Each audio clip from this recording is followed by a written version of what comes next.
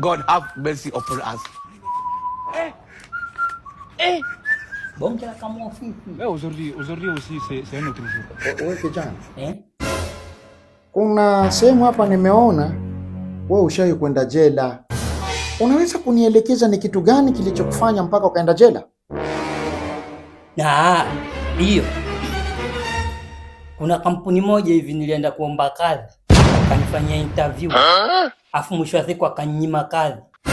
Nikamvidhia yule interviewer yule kwenye uchochoro fulani, kakatiza hivi, nikampa iwe hivi kwenye medula oblongata, kanyooka, kupimwa kafa, ndio nikaenda jela.